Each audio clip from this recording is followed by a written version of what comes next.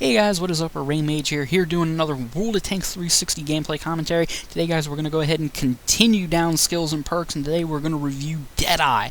I was able to get this fully trained on my Panther 1, tested it out. This is a perk where obviously you have to have it fully trained in order to get any kind of effect out of it. It's not a skill, so don't assume when you pick it, it will automatically be ready to rock and roll, and it'll get better as time goes on. You have to get it fully trained.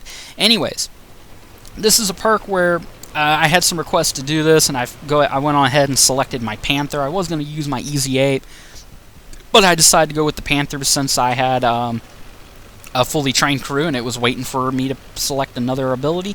So I selected the Panther, and I figured the rate of fire would be good enough. I did do some research before I selected this perk. I found out on the PC. Now, bear in mind here, we're talking about PC numbers. We don't know if these numbers are exactly concrete or if they're exactly the same for the 360. We're going to have to wait until private lobbies or training rooms are added. That way, then I can probably do some more in-depth testing and we can find out for sure. But as is right now, we'll just work with the PC numbers. I found out, for instance, say for example, there is a 46% chance of causing damage to a component, weakening it, or just taking it out altogether. Just throwing that number out there, but I'm just using that as an example. There's a 46% base chance of, say, damaging a module.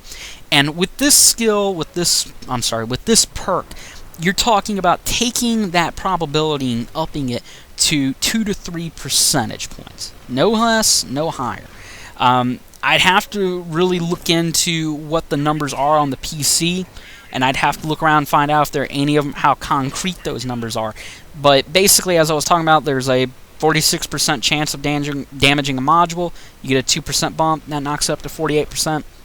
What that means is this perk, while it is useful, it does have some use, you're not going to see much use outside of high rate of fire guns on tanks, such as the L100 on a Panther, the Top Gun on the Comet, or even some light tanks with their top guns.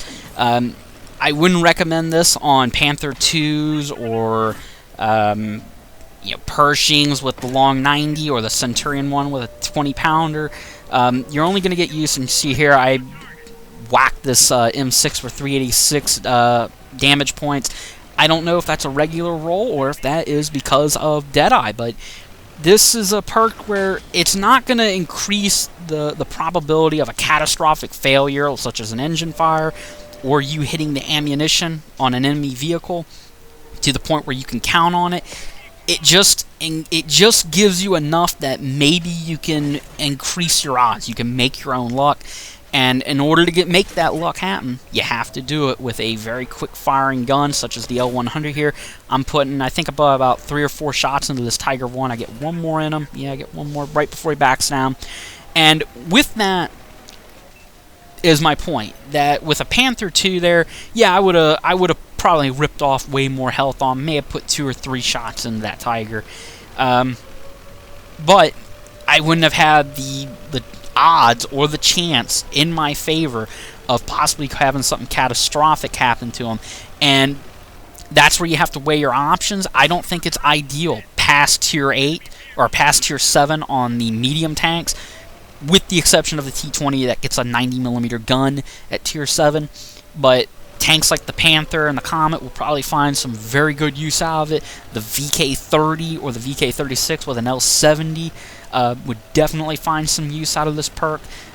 This is more something, if you're using it on a medium tank, if you're taking a crew and you're transferring it and you intend to transfer it all the way up to tier 10, I don't think I could recommend this perk for you, simply because once you get to tier 8, everybody is playing peekaboo. You got to be careful. Everybody has more powerful guns. They hurt.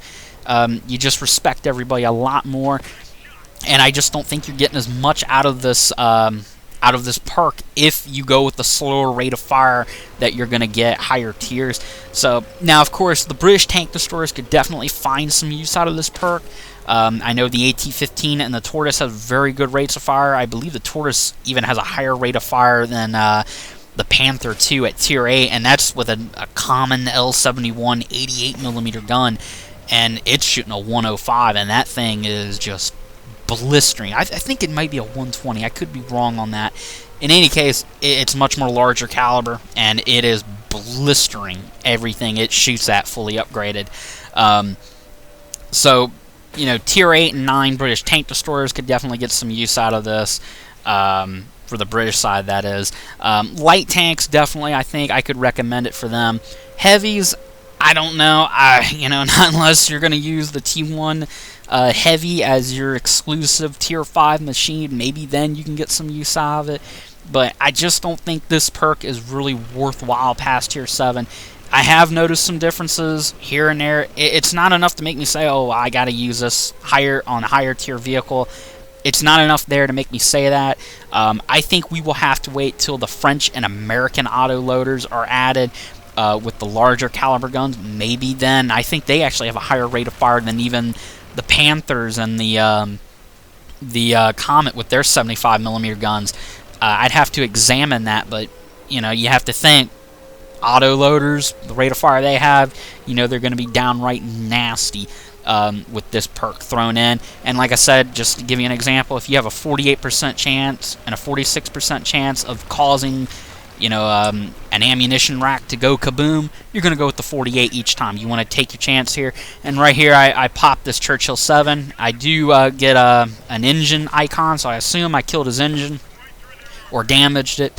I don't know if that's a normal roll or not. You know, I can't tell. This is one of those perks where we're going to have to wait on private lobbies or training rooms to get added to get more in-depth testing.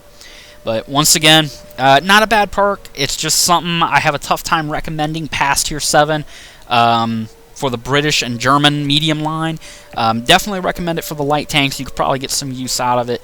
And I feel like the British tank destroyers, tier 8 and 9, on up to tier 8 and 9. It's up to your discretion, you know, if you feel comfortable using it, but tier 8 and 9, I feel like you could probably get a lot of use out of it on the British tank destroyers just because of the rate of fire those tank destroyers have.